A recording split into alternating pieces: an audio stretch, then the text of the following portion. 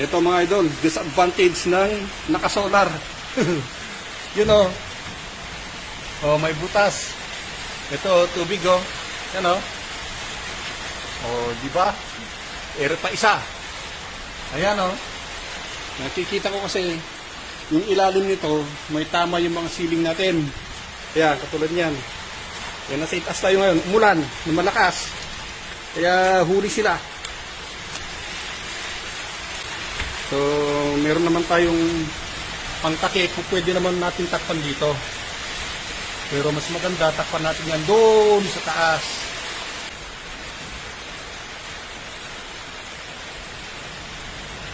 Okay. So, natakpan natin yung isa. Punta natin yung isa. Ere pa isa.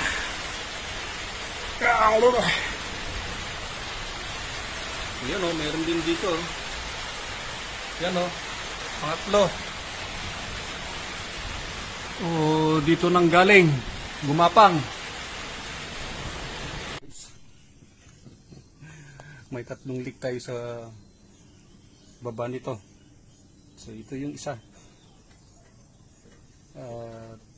Kung nakakita kayo na yung ceiling,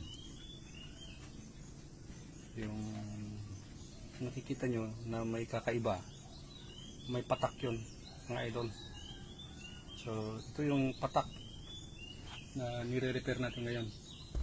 Yung isa galing doon, isa dito at saka isa dyan.